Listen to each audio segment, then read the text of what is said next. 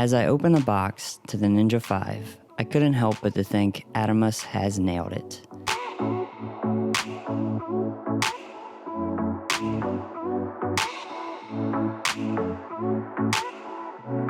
In a world full of smaller rigs and one-man video crews, the form factor of the Ninja V puts it a step above anything else on the market right now. I have been using Atomos products since the original Samurai and Ninja iterations. I still have my Ninja blade, which will on occasion see some use, even on shoots now. With the 5, Atomos is introducing a new menu interface, which is sleek, but does take some getting used to. I found myself learning it quickly, but still playing a game of what does this button do at times.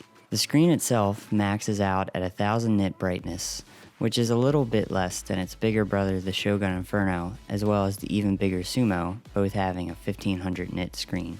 However, this is not really noticeable, at least in my findings. I have had a Shogun Inferno for a little over a year now, and holding the two screens next to one another, it is a very close visual comparison. For my first test of the Ninja, I went to a small food festival in Baltimore where I took some footage at 1080p, 60 frames per second with my Canon 5D Mark IV. I had a simple setup of just holding the camera with a small rig cage and having the Ninja mounted on top connected with a coiled HDMI. I never felt pulled down by this setup and still felt very nimble. Just popping the camera up to grab a quick shot felt great.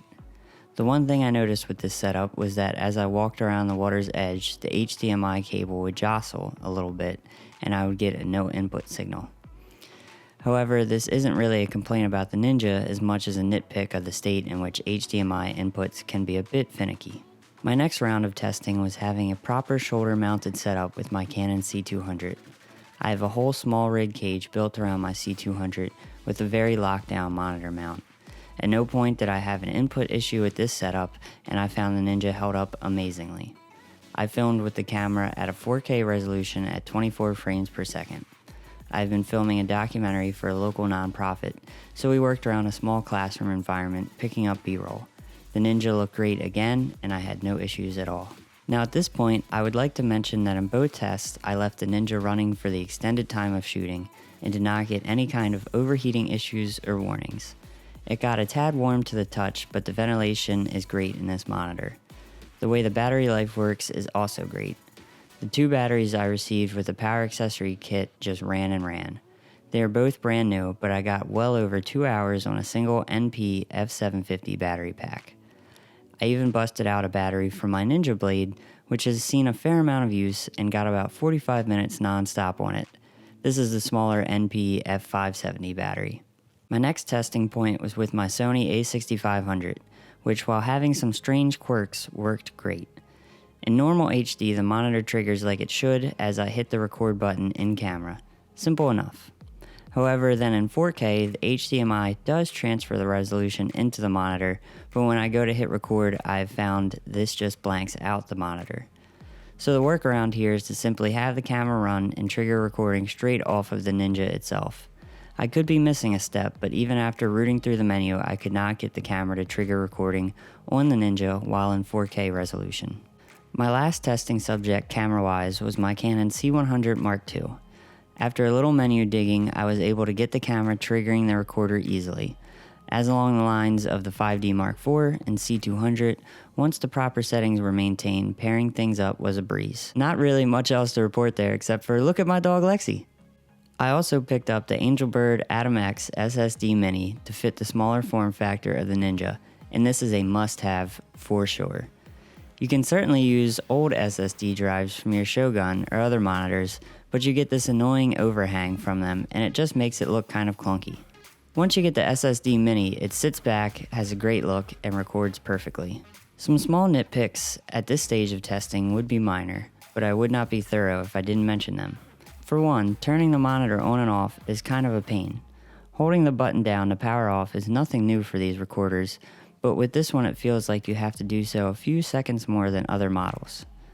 I was having a lot of lock screen messages at first because I wasn't holding the power button down long enough. My next point would be a lack of accessories, which I know they are forthcoming. For instance, they have a sun hood accessory, screen protector, a USB-C docking station, and their Atom X sync system all on the horizon. But feeling like I have to piecemeal a kit together is a little lame. I also put together my own carrying case configuration, so if you want to get a nice weatherproof case for this guy and his accessories, follow the link in the description of this video for that. Overall, my final thoughts would be this. The Atomos Ninja V is a great all-around piece of gear for larger sets as well as small ones, especially for those one-man bands out there. If you are a wedding videographer mainly using a handheld gimbal, this would be perfect.